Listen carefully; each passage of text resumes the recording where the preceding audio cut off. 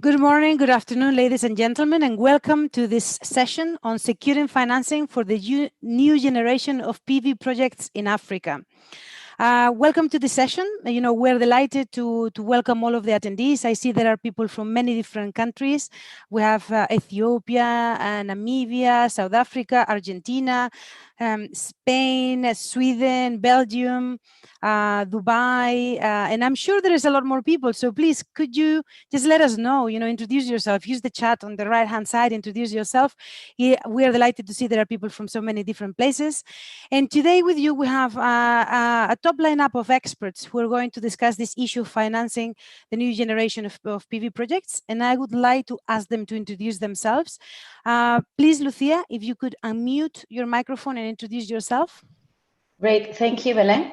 Good morning, good afternoon, everyone. Thank you for joining us today and welcome to this webinar. My name is Lucia Moreno.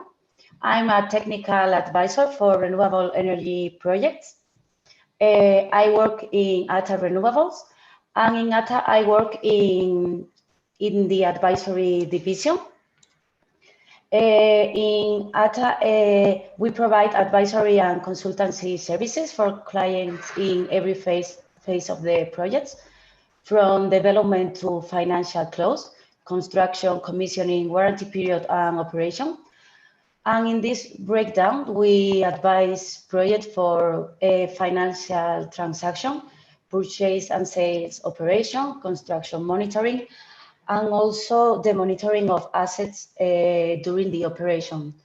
So I will be with you again in a few minutes, and I will be talking about the bankability of grid-connected PV projects in Africa from the point of view of a lender technical advisor. Excellent. Thank you very much, Lucia. Next, I'd like to ask Soumya to please introduce yourself shortly so people can get to know you. Thank you, Belén. My name is Soumya Banerjee. I'm based out of Johannesburg, covering Southern Africa region for IFC, and I focus on financing of infrastructure projects, including solar. Thanks. Excellent. Thank you very much, Soumya. And last, but most certainly not least, Antonio, please, if you could introduce yourself. Hello, good afternoon. This is Antonio Jimenez from Trina Solar. I'm based on Dubai and covering all Middle East and Africa.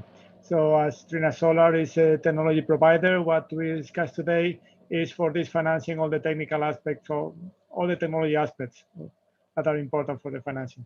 Thank you. Excellent. Well, thank you very much. So we have also people from Ghana, from Jordan, from Mali, from Gambia, from the UK, Rwanda, Netherlands, Czech Republic, Nigeria. These are above and beyond the countries that I said before. So welcome, everyone. It's so great to see, this diversity. I'm going to tell you about the structure of today. Very simple. We're going to have 3 presentations. The first is Lucia. And Lucia, you can get ready with your screen and your presentation. After that, Soumya, and after that, Antonio. And then we will take questions from the audience, time permitting. However, we do have 2 people also that are answering questions by text. So you can send your questions anytime. We'll try to get to them and to as many as we can, okay? But don't send the questions through the chat. Send the questions through the Q&A box at the bottom. That is correct because it's easier for us to manage it. So please do send them through there, and we'll get to them and to as many as we can. We are recording the session, and we will send you the materials as well. So you don't have to worry. You will have the opportunity to actually see them again and see the materials again. So as soon as Lucia is ready, we'll start. And just remember to send your questions through the Q&A box. Lucia, I can see your screen. However, it's not a large screen. Could you just make that into presentation mode?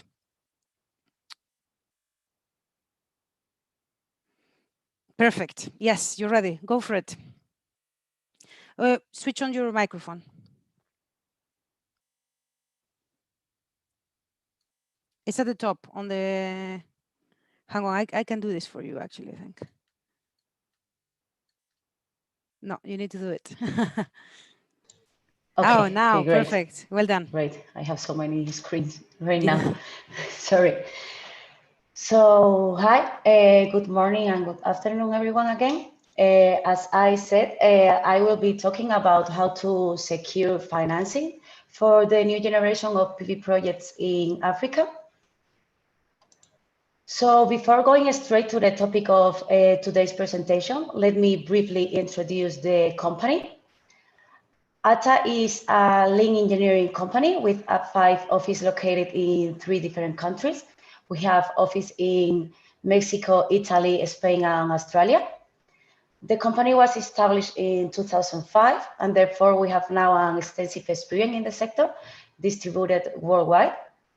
On this slide, you can see some of our numbers. We have an accumulated experience of more than 80 gigawatts worldwide. And in our huge amount of projects, we have supported owner, lenders, and EPCs with advisory and engineering services. And when talking about Africa, we have to highlight our participation in some iconic projects in Morocco, South Africa, and Namibia, and hopefully some other projects that will be coming soon.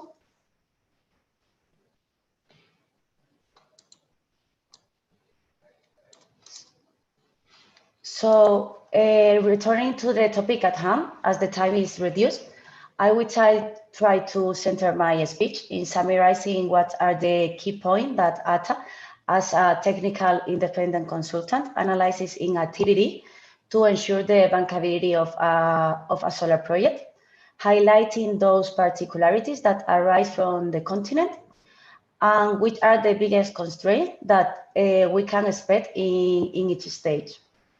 So from a technical point of view, we will start from the assessment of the site, the selection of the technology, giving special attention to the evolution of the equipment, bifacial technology, or how the market is trending to bigger wafers. And lastly, how are construction and operation costs influenced by the site. It's important to highlight that nowadays clean energy in Africa remains more costly to commission and operate than the global average. However, it's become more and more competitive in the following years with the increase in demand. And this brings us to the challenge of supplying a growing energy demand with weaker infrastructure than in other countries. So the idea of ATA when analyzing a project is to provide a risk matrix as accurate as possible, consider all variables that come into play in the development. And we can see in this image, we need a good financial model and a good sizing of all its variables, including Capex and opex, together with a good design of the plant and a good interconnection study. These things are crucial to secure the bankability of any project. So firstly, we will talk about the project site. When selecting the site for the development of a plant, it's for sure really important a good solar resource. It's also really important the study of all the adverse climatological conditions that the site may have. And owners also have to perform topographical, hydrological, and geotechnical studies. These are really, really important to the correct selection of the technology. Regarding the solar resource again, Africa, with most of area with values of horizontal irradiation above 1,800 kilowatts hours per square meters, offers the perfect location for the development of PV plants. In fact, in Africa, it's really interesting the study of bifacial technology, as it counts with big extension of sand areas with albedo values that can reach over the 30%. When talking about the albedo, also it's really important to outline a good measurement of the albedo. In this regard, ATA has developed validated methodology and has recently published a white paper. With this validated methodology, I think that you can download it in ATA Insight website. And this methodology combines on-site measurement campaigns with historical data. On the other hand, was one of the biggest concerns are the environmental and social restrictions that the site may have. While in Europe or United States, we are used to deal with clear legal frameworks at environmental levels. In countries with little experience, we may encounter some barriers or limits in the administrative procedures. Moreover, in Africa, the social aspects acquire a big relevance. And in this regard, and with the aim of guarantee a sustainable development of these emerging economies, the IFC has developed a standard of performance that every project must meet. So also it's important the accessibility of the project, how close the site is to a seaport, to the reception of material. ATA has experienced in some projects that the transportation cost and costs associated to guarantee the security during road transportation can really increase the prices of an EPC.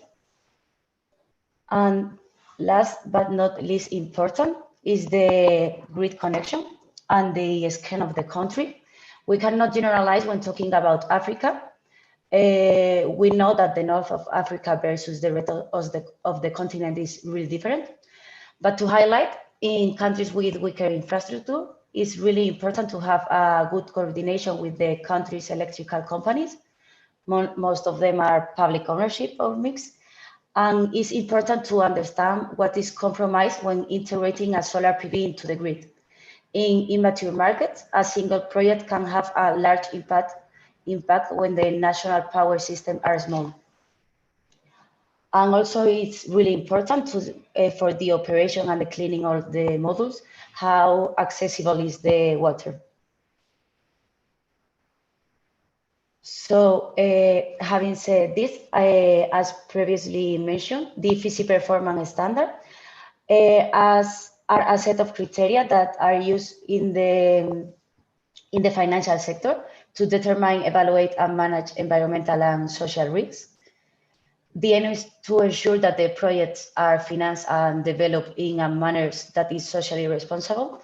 Today we have here an IFC representatives who can probably give a better view on this matter, but without going into much detail on the subject, in order to comply with this standard, on many occasions there are some compensatory measures that are required, and the cost of them that has to be considered when financing a project. For example, when the displacement of communities cannot be avoided, the resettlement shall be procured by the project owner. Or, for example, when the projects are constructed under national actions, governments usually tend to establish a minimum local content to promote the national employment. Probably the owner has to provide training to this local labor. So now we are going to talk about technology, and in particular the selection of the models, which are one of the key points. We have previously talked about bifacial technology that nowadays have reached competitive price, and the installation of this model will be more or less profitable depending on the condition of the soil. And now I will be focusing on the new generation of modules that are modules with bigger wafers. And we can see in this chart on the left, the size of the cells have increased in the last 4 years in an attempt to reach less levelized cost of energy without incurring in additional manufacturing cost. To manufacture models with bigger wafers, suppliers have either reduced the space between cells, even overlapping them in some occasion, or are manufacturing bigger cells and therefore bigger modules. This is a trend that we have identified lately in the projects that we have participated. However, it's not global. Not all manufacturers agree.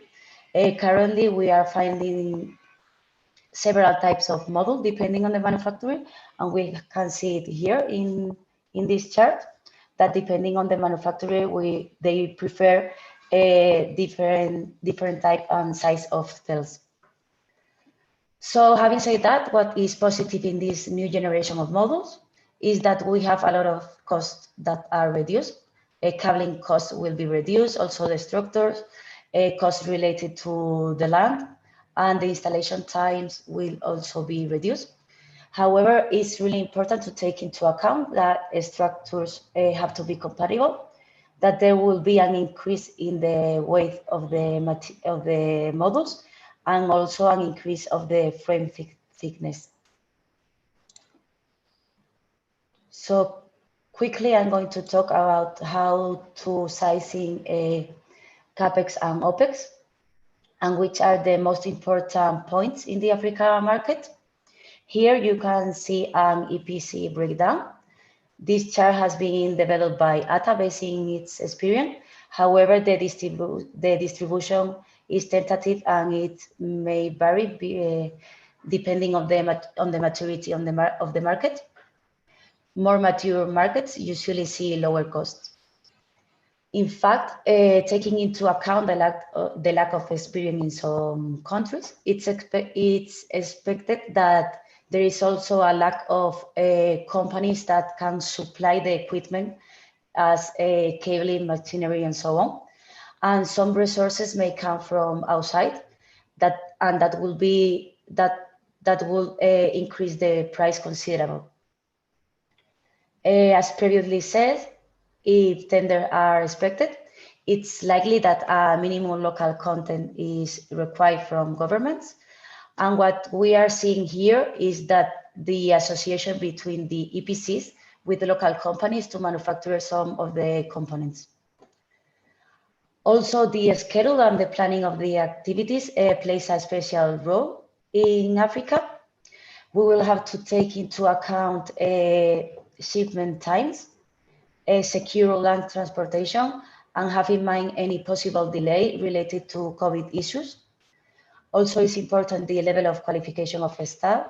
In addition to specialized people, if local labor is hired for civil or mechanical works, they will have to be trained before the works.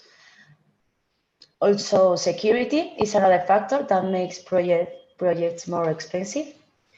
It's likely that we will need a 24-hour surveillance during the work, and this is a cost that we are not considering in other countries as Spain. And finally, I think we are running out of time. So quickly, I'm going to remark what is, in ATA's opinion, most important to secure during operation. We will need a well-defined O&M contract, including preventive, corrective, and predictive maintenance. And what ATA is really interested and what we really study in a financial model is the expenses that are allocated to cover the replacement of the spare parts over the lifetime of the project. In particular, it's really important the maintenance reserve account designated to the inverter's replacement. Also, it's really important, as I said before, depending on the location, the water availability for a good maintenance of the model and a good assessment of the EML scenarios for the insurance allocations. Finally, to sum up, Africa represents a great market opportunity for the PV industry with high solar resources and huge energy needs, which makes the perfect combo. However, there are some constraints and barriers that we shall keep in mind. Africa is a fragmented market. We have many different types of markets and regulation.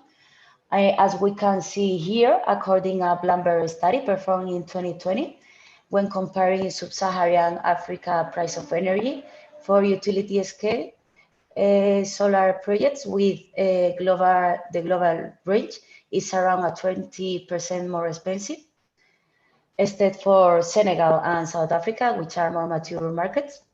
So there is still a lot of work to do with local companies, with government, with national electricity companies to enhance the utility scale projects.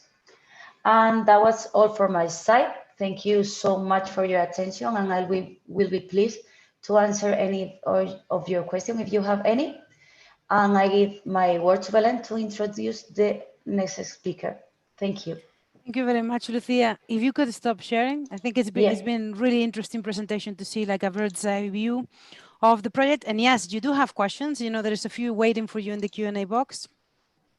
And next, I'd like to ask Somia to please share your screen. And I mean, Lucia already made reference to the IFC bankability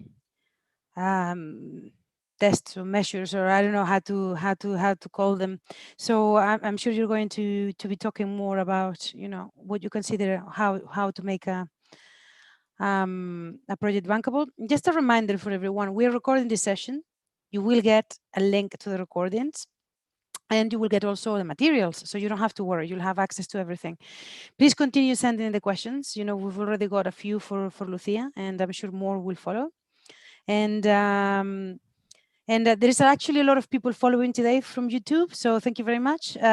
Also send your questions through the Q&A, and we're actually monitoring both, so just drop them there, and then we'll bring them to the attention of the speakers. Soumya, everything okay? Are you ready to share? I've already started sharing. Can you see it? No, we can't. Could you try again? Can you stop sharing and start again? Because we can't see it. Oh, now we can. Yes, perfect. You can? Yes. Okay, great. So we see now full screen. Could you pass to the next screen, please? Just to make sure. Just give me a second. Sure. I cannot see it on my screen right now. Oh, no. We can see it now. Can you see it? Yes. Okay, so then you'll have to excuse me. I have to look at my other screen while I'm speaking. Yeah. That's fine. Could you just make sure, go to the next slide, just to make sure that it all works fine. Use the arrow keys, the cursors. It's probably easier. Oh, now, perfect. We're right ahead. Okay. Perfect. Yes. Okay, thank you very much for the opportunity to present to you. So that was a very interesting presentation earlier from Lucia. So that covered a lot of the technical and some of the operating aspects. So I have focused on one particular part of the requirements for financing solar projects. And I'll try to keep to that part, that is the contractual part of it. Just a few words of introduction of IFC. So IFC is a member of the World Bank Group. The World Bank Group is pretty much a collection of 4 major entities: IBRD, the IDA, IFC, and MEGA. So IFC and MEGA are the private sector arms of the World Bank Group. IFC pretty much finances private sector, mostly focusing on emerging markets, and finances most of the productive sector, including banks, intermediation, and I personally focus on infrastructure, which is one of the major verticals of IFC's investing activities. MEGA, you might be aware, we work together quite a bit. It is more on the political risk insurance and provides insurance products, and there are many cases where the IFC and MEGA work together. So a few words about IFC. It is the largest DFI, which is focused on private sector investments, which includes lending as well as equity investments and mezzanine investments. It is a presence in 94 countries, AAA rated, and has all kinds of financial products that we bring in for our clients in order to enable good investments. Just give me a second. Moving on, about the size of IFC, roughly our balance sheet is about $100 billion, out of which we have currently outstanding roughly around $57 billion of investments across all the sectors. Over time, we have invested close to $300 billion during IFC's lifetime. One of the pioneers of sustainable investment and climate investments, including our work on solar finance, which started more than 13 years back.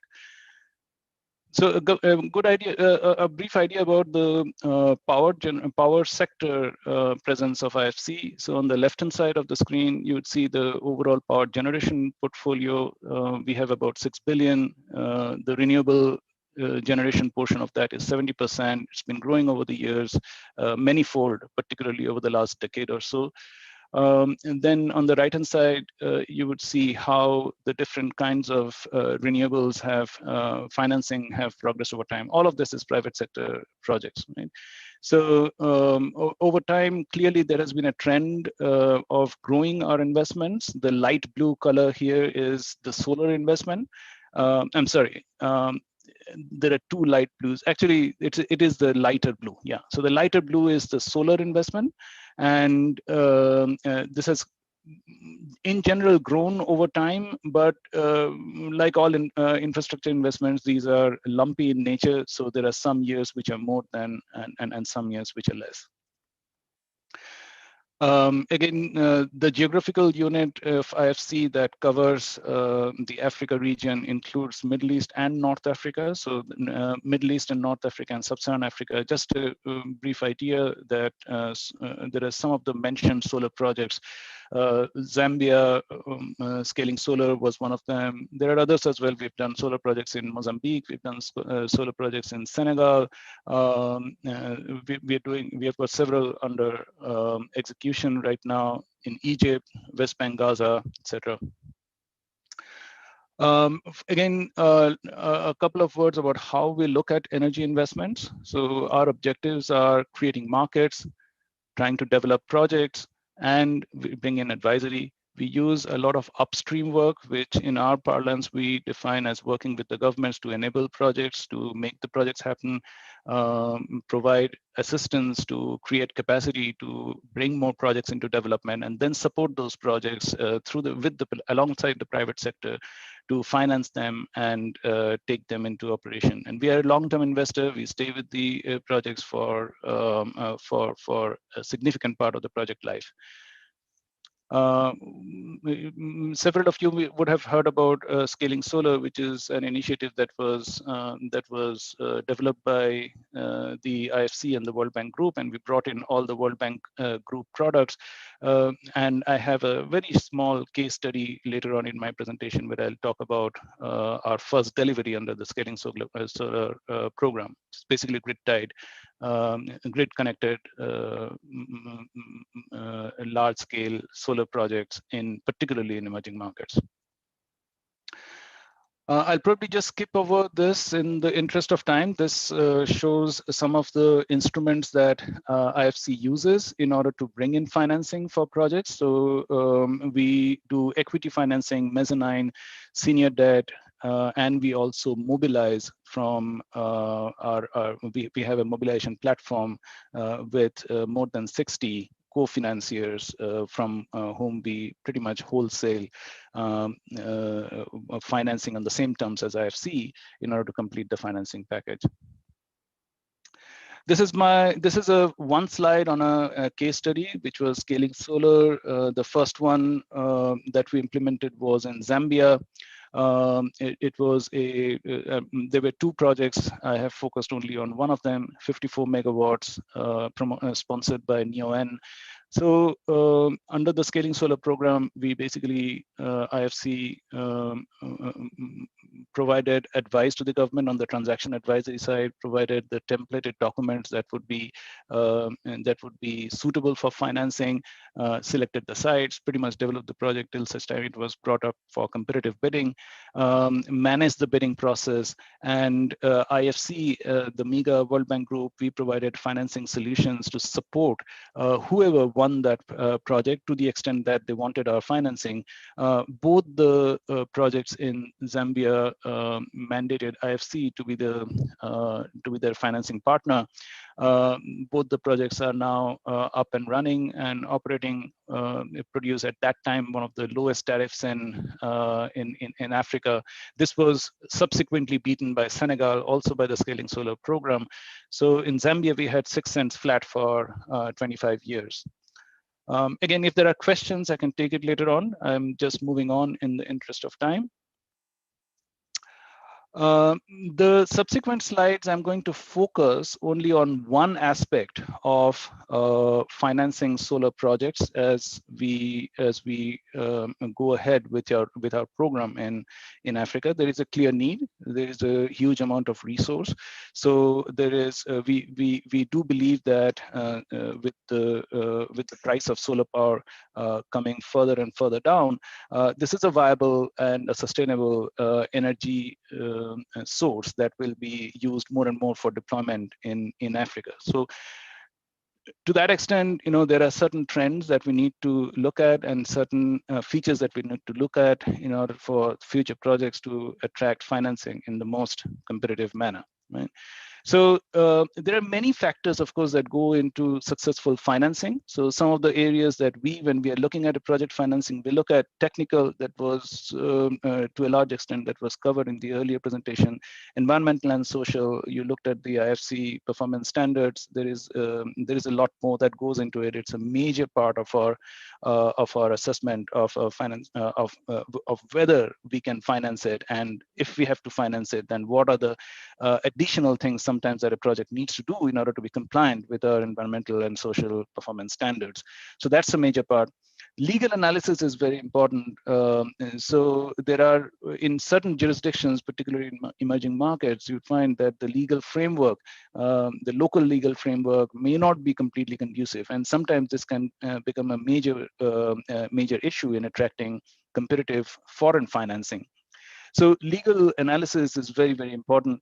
Insurance plays a major role. So again, in many of these countries, there are certain restrictions on insurance. So sometimes there are restrictions on foreign insurers reinsuring the insurers within the country, and sometimes the local insurers may not have the kind of credit quality that would allow for the kind of insurance package that long-term lenders might need. So again, insurance is a very important area. That's another big area of due diligence that any lender would typically look at.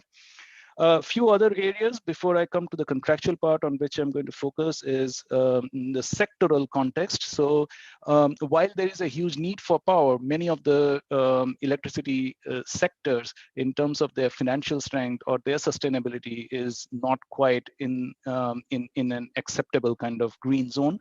So a lot of work needs to be done typically in our due diligence, focusing on the sector. Is it at a level where it is recovering its cost? Is it sustainable? Will the sector get into trouble and have problems in being able to pay the tariff for the power project? So all of this becomes very important. Then the competitiveness of the power itself. So if it, and in the process through which it is awarded, competitive tendering obviously is the most transparent, but it doesn't mean that IFC doesn't finance directly awarded contracts. But what we need to establish is if the tariff for the project is really competitive or not. And finally, the key area of my presentation today, which is the contractual framework. So the contractual framework is very important, where what I focused on is some of the broad features of the Scaling Solar program, which we consider as one of the, it's a balanced, but it is a kind of a gold standard in terms of how risks are allocated between the different parties that come together. And when the risks are properly allocated, it is easier for long-term financiers to bring in really competitive financing. So typically for solar projects, given the technical life of the asset, what we would prefer to see is a 25-year power purchase agreement life. We see in the region, in particular in Southern Africa region, there are some PPAs that go for 20 years, some for 25 years, usually not less than 20 years. So, but we prefer to see 25 years. Gives a lot of flexibility on long-term cheap financing. Government support agreement, again, a very, very important part. So again, there are variations to this. Typically for emerging markets, the standard really is that the government should stand behind the tariff payments as well as the termination payments. That is the standard. That is the premise on which a typical emerging markets project finance happens. Now, the issue is that there are, again, lots of variations around this. Different countries try out different variations around this. Sometimes you have only termination payment guarantee. Sometimes you don't have the full, the ongoing tariff guarantee. So these all cause complications, and these are very, very topical. And I often have discussions with government authorities who say that, hey, this is happening in South Africa. Why can it not happen here? This is happening in Namibia. Why can it not happen here? So each context is a little bit different. So you have to look at what is the creditworthiness creditworthiness of the off-taker? What is the historical context of developing IPPs? What is the historical context in terms of the payment track record, right? What is the historical context of the regulator? Are they truly independent? Will they actually pass through increases in tariff in a transparent manner? In general, if you do not have these track records, then typically in markets where there have not been too many IPPs, the standard for, if you really want to have competitive and long-term financing, right, you really need to have the government standing behind the tariff payments as well as the termination payment obligations. Again, what currency should the contracts be in? Typically, again, the standard is US dollars. Again, in smaller emerging markets, South Africa, I would say, is an exception because South Africa is a very liquid domestic market. It's the same in many other markets which are quite liquid, but because the equipment is typically an emerging market sourced from outside, because the financing is typically sourced from outside, it is useful to have the tariffs denominated in US dollars. That brings into a lot of other areas where the government has to intervene, typically for convertibility, foreign exchange, all of this, the government really needs to stand behind under the government support agreement. Again, moving on the project preparation side, on the environmental, social obligations, on the land acquisition, sometimes we would need to have the government to step in. Going on to typical risk allocation, again, what we look for typically is that the financing risk is taken up by the private sector. The site, environmental and social risk is typically managed by the private sector, but at the same time, if there are historical issues, these can even move on to a shared area, right? So if the site has got historical issues which have not been resolved by the government, where the government needs to get in, those sites either may not be suitable, or there need to be government needs to be stepping in to take up some of those risks. However, a large part of the managing of the risk, once those risks are known, that can be passed on to the private sector. The site acquisition risk, that is typically, the payment part is taken up by the private sector, but the acquisition itself, that needs to be taken up by the government authorities. Permits approvals, again, it is considered to be a shared responsibility because on the one hand, it is the responsibility of the private sector to maintain the permits and approvals and apply for it in a timely manner. But at the same time, the government needs to support that. They should not be unreasonably withheld. They cannot be, and that has to come in from the government side. Design construction risk is completely on the private sector. Interconnection risk is completely on the public sector. Operations and maintenance risk, again, is with the private sector. So this is basically how the contractual risk allocation is determined. And as soon as you have deviations from these, there are bound to be questions raised and lengthy negotiations sometimes with the financiers. The second part of it, force majeure risk. Force majeure risk has got a couple of components. I'm not sure how am I doing for time. Do I have maybe 2 more minutes? I want to dwell on the force majeure a little bit, or am I running short on time? Yeah, go okay. For it. Okay, so force majeure risk is considered a shared risk, but force majeure can be quite a tricky area. So force majeure covers natural force majeure, which is insurable risk. It also covers political force majeure, which is usually not insurable. Now, the force majeure can become quite tricky, and of late there are certain contracts where I see that whatever the standard is, advisors to governments or governments who are running a new program, they try to make it one step better. It is good. You should try always to pass on as much risk as you can from outside, outside of yourself, so long as the market is able to take it. But there are certain limitations, and this is, to my mind, and the reason I want to bring it up is that I'm seeing this happening, and it's happening in a slightly illogical manner. So force majeure risk, whatever is insurable, it is fine to pass it on to insurance. But the question is, whenever you have a power project that is embedded in a government system, right, you need to understand where the interfaces are. The interface of an independent private sector power project really is at the grid interconnection where you pass on your power to the grid. From that point on, it basically becomes the off-taker's responsibility. Now, when you have, let us say, any kind of a natural force majeure event, right? Be it an earthquake, be it a lightning strike or something like that. If it happens on the project side, of course it is insurable, right? And we should buy, and the private sector should buy insurance for it. What happens if that same lightning strike happens on the off-taker side, right? So what I see now at times is that, look, all force majeure is insurable, so why don't you insure it? No, it doesn't work like that. If it is on your side, you have to insure it, right? And the private sector cannot take the risk of whether the utility or the off-taker has insured its side of the equipment or not. So each force majeure has to be also segregated into whether it is affecting the off-taker, whether it is affecting the private sector. The private sector part is taking care of the private sector. Whatever effects on the off-taker side, that is covered by deemed generation. We don't care whether you're insured or not. You got to pay us, right? And that is very, very important. And you get stuck in very long arguments around it because all natural force majeure cannot be dumped into one insurable basket, right? We have to see who needs to insure it. Second, political force majeure. Again, political force majeure is, is typically it's slightly different from natural force majeure. Now, a political force majeure, maybe it leads to labor issues, right? And that the off-taker cannot control.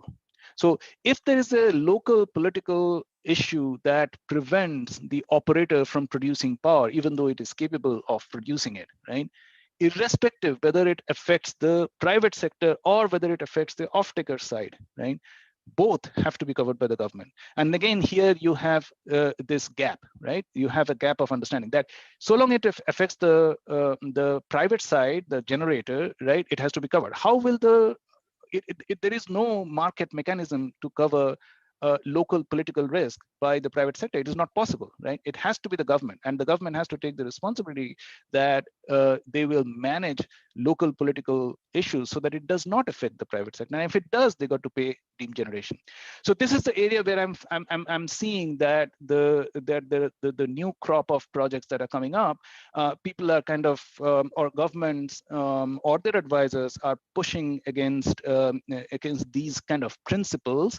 And as I said, if it is fine if the market takes it, but there has to be a logic, and the logic only comes from, are there market instruments? For a private sector, if you don't have market instruments that cover these risks, you cannot pass it on to them. That's the problem, right? And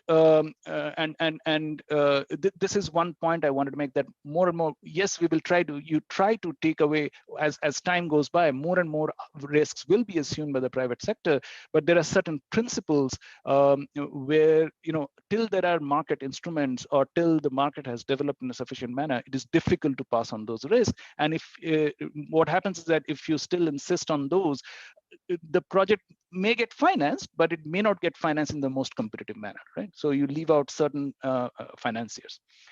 So I guess that was one of the most important things that I wanted to mention. The others are relatively easier. Exchange rate is typically taken up by the public sector side, the government side, political risk by the government side, convertibility government, dispatch risk is government, tariff risk, that is whatever tariff you have bid, the private sector, if they made a mistake, they have to take it, right? It is their risk.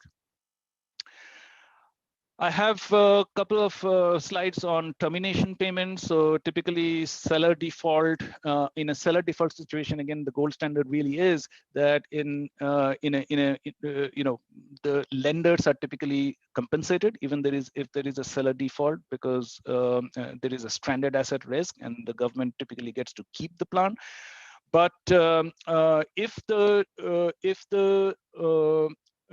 under certain conditions where the events of default which define seller default are very, very well defined and are completely under the control of the private sector, then the lenders may accept for not getting compensation on seller default, right? So, but then they have to be very, very clearly defined.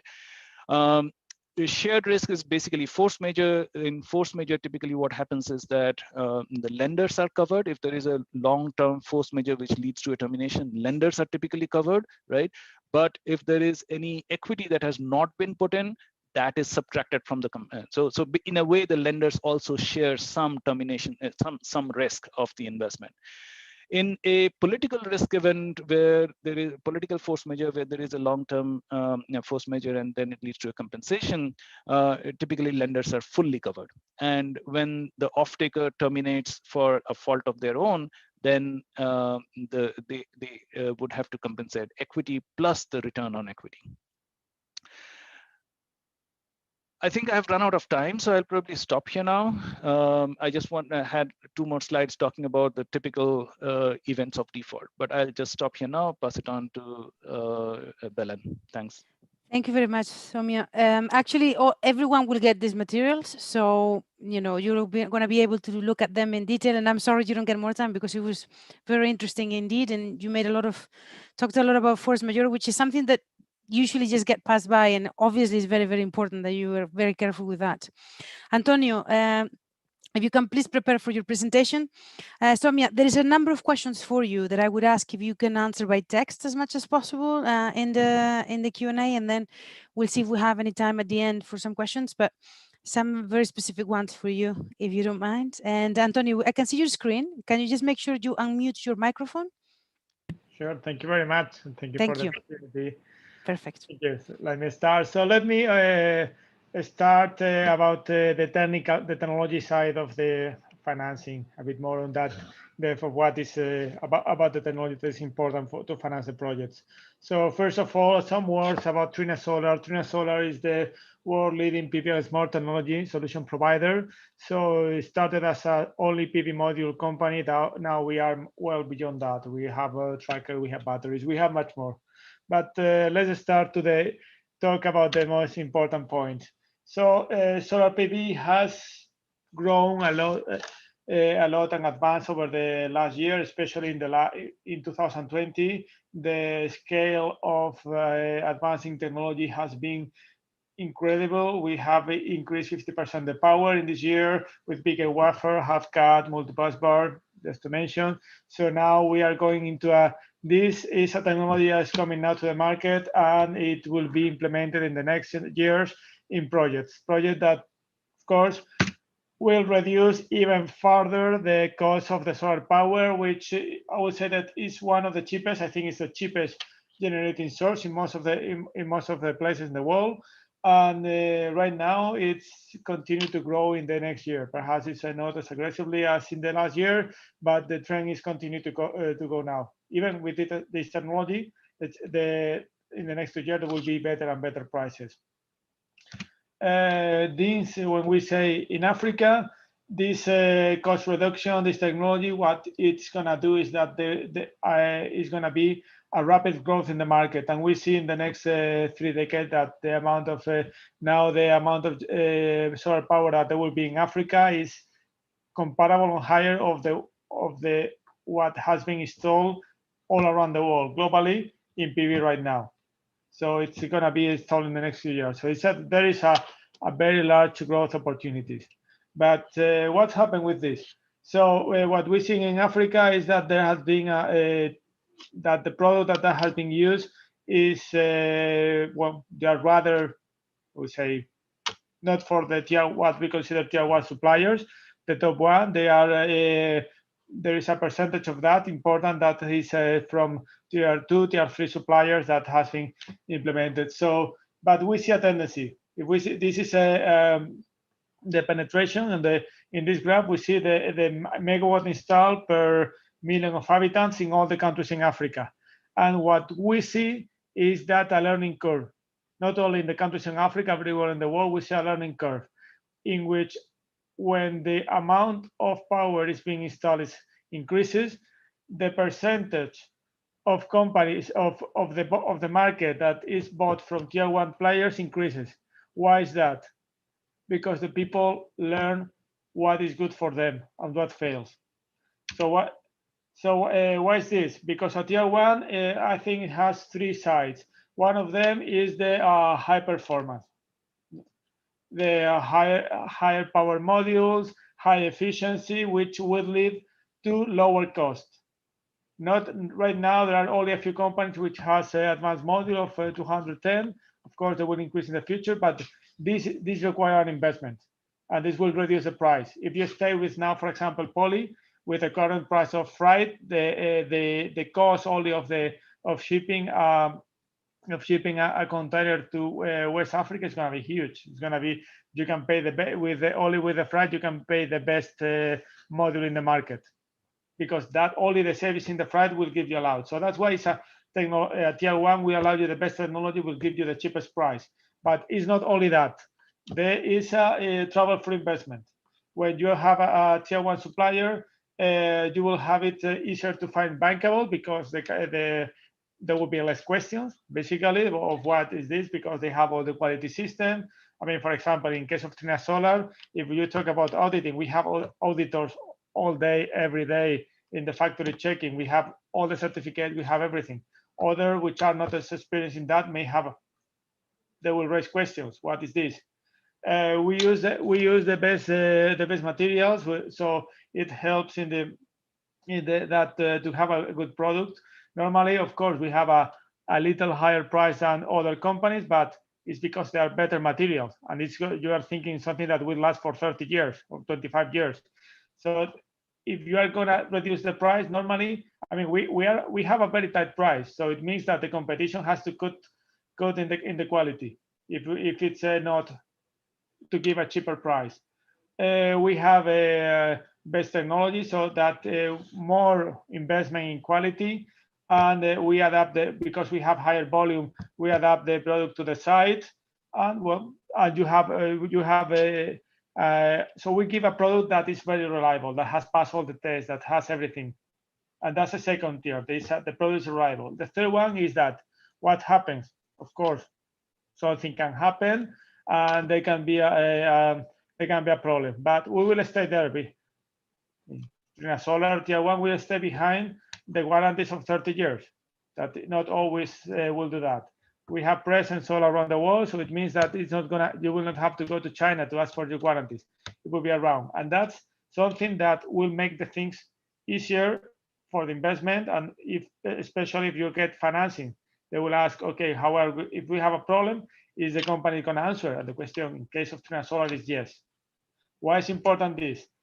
For example, if we go detail by detail, high performance, we have now the 600 watt modules with an efficiency about 20%. As I say, this will save money in the investment. We go the second. And also because we spend a lot of money in the innovation. We bring every year we bring the higher efficiency and so on. This will also lead to not all these patents will lead to the best product in the market, the high efficiency, and that will save install less equipment. Then let's talk about trouble-free investment, as I said before.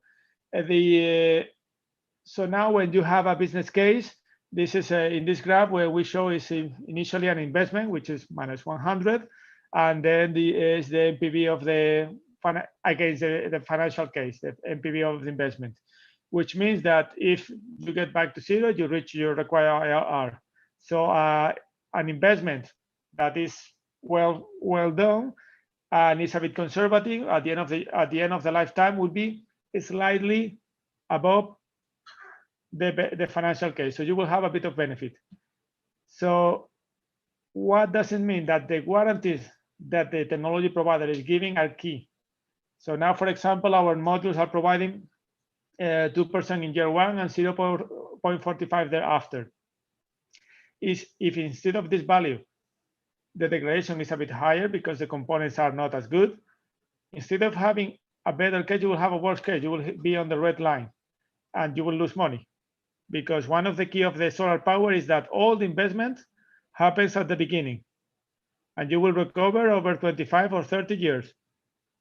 So if it doesn't work, there is no option. And this is the third case. The third case is when you buy cheap, and then there is a big trouble, and the company it's not possible. There is no answer. There is no owner. The company go bankrupt, and you have to reinvest again. If you have to reinvest again because the plant, then you will lose a lot. You will really. I mean, the case will be very, very bad. The losses will be huge. and that's a reality. It's very small additional investment to have to buy a good product, because if you buy bad quality, you will buy twice. And in the case of solar power, normally is important investment. It's a long-term investment. It's something that most of people cannot afford, and this is the reason why the people go to tier one supplier more and more.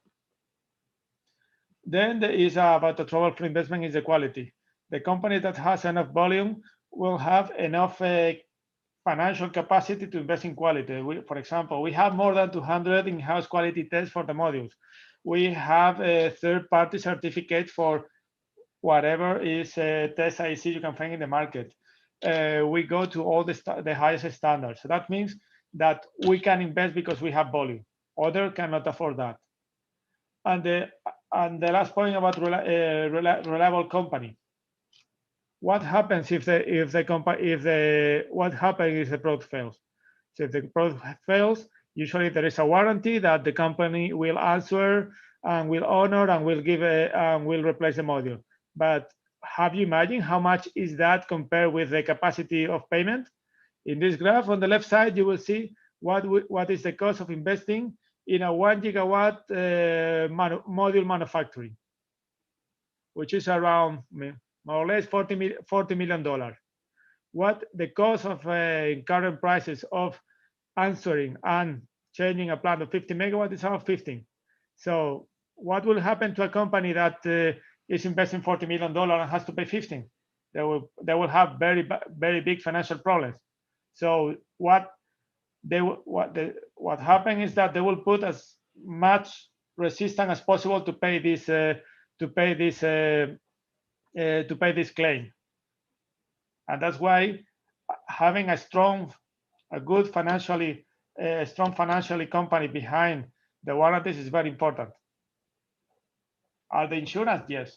If insurance, yes, but can the plant afford to be while the insurance is paid to be off and to be waiting, or you will have to invest again in order, because if the plant is financed, probably your financial covenants happens every year, and if you don't reach a certain financial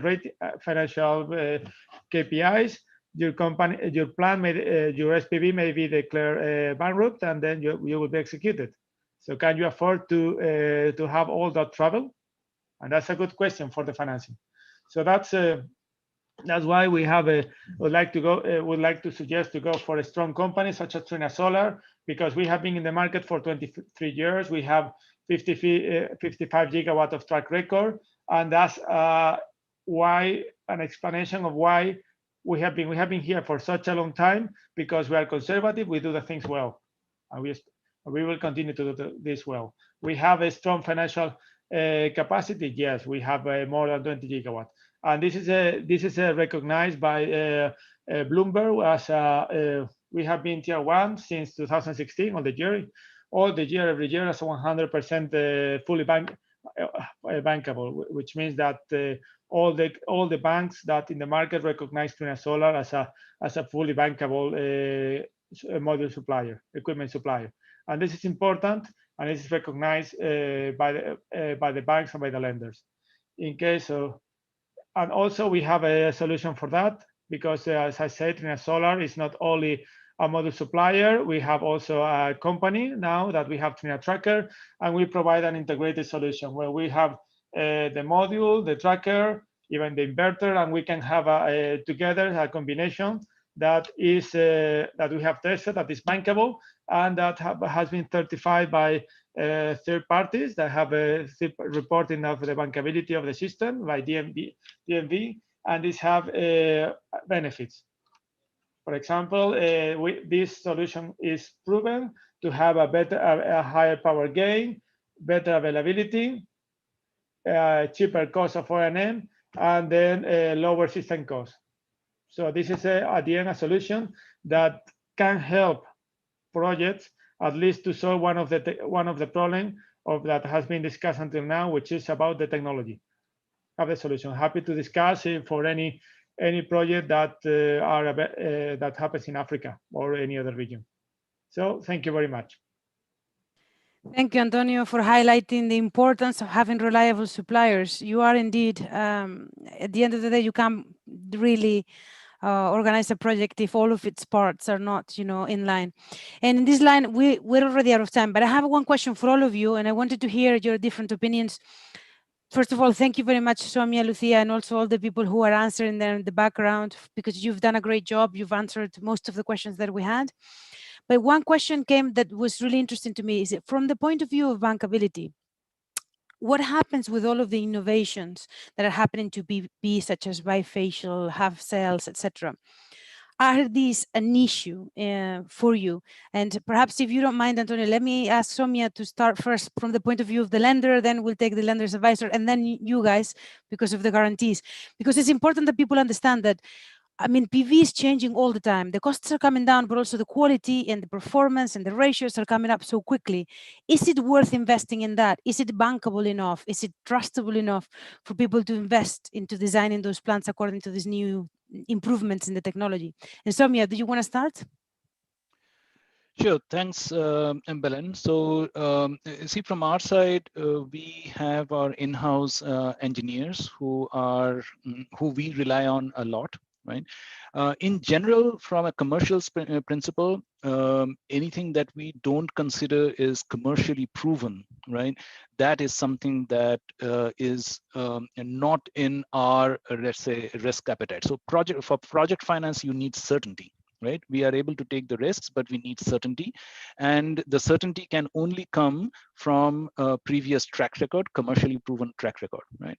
So normally our investment kind of appetite. So there are others who invest in, right? So that is typically venture, etc. Right? So, but in project finance, you would find most lenders would first need to see commercially proven technology, and they need to have well-known technical, either lenders, technical advisors, or in-house technical staff who manage these advisors to ask the questions and give a solid opinion to what extent this can be accepted, right? Sometimes, I mean, that's where we decide whether we take some haircut and then finance it, keep some buffers. Some ways of doing, incremental kind of improvements would be to potentially create some cash. I mean, there are financial structuring that we can do around it, but if it is a completely new technology, that is something that we need to see first proven, and we need to see those results. Those need to be tested, and our technical experts need to kind of sign off on those before those assumptions can be put into a financial model. So I suppose start working with you as soon as possible, whenever you're designing the project. Thank you very much, Soumya. Lucia. Thanks. Yeah, so from a point of view, these are not new technology, but improvements on these models. So we do not see a special risk that is different from what we have. Of course, we will need to analyze the track record of the manufacturers, how reliable are the manufacturers, their experience, and so on. I think that's really in line with what you were saying, Sumaya. And regarding bifacial models, there is an issue that is the uncertainty that the albedo gives, but we are making improvements in the measurements. So yeah, we can have some mitigation. I think that I just answered that. We can do some mitigation actions as in the final acceptance. We can go to the manufacturer and ask them to give verified bifaciality factors and inspection and reliable manufacturers. Thank you very much, Lucia. And Antonio, what about your perspective from the manufacturer side? Yeah, I mean, from the point of, for example, the increase, as I agree that it has been step by step. I mean, the bigger cells is something that has been in the industry for a very long, in the semiconductor industry for a very long time. So there are techniques to do that.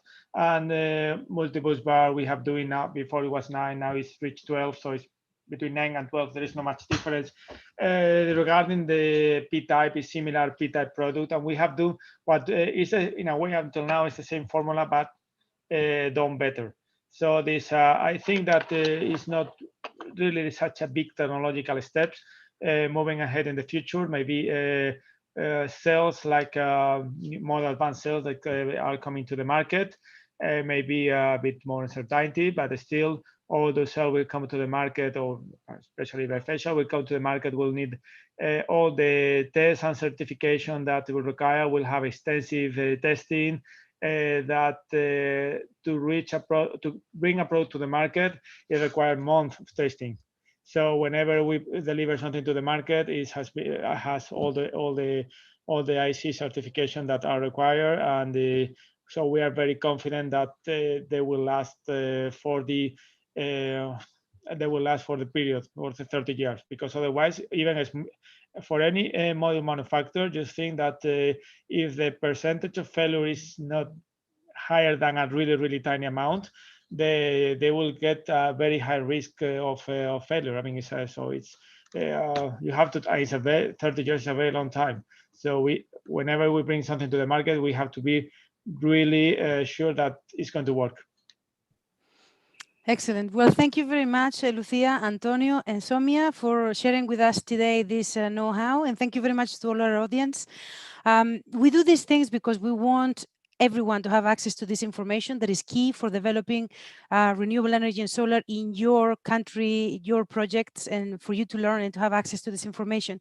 The good thing is you also now know who to reach for if you want to speak to Trina, if you want to speak to Aton, of course, if you want to speak to the IFC. We will send you a link to the materials and to the presentations and to also the recordings. So if you want to get in touch with our speakers, then we invite you to do so, because this is why they do this kind of thing, so that they can get in touch with the people who are developing projects. So thank you very much for everything, and we will see you next time. Thank you. Thank you very much. Bye. Thank you so much. Bye.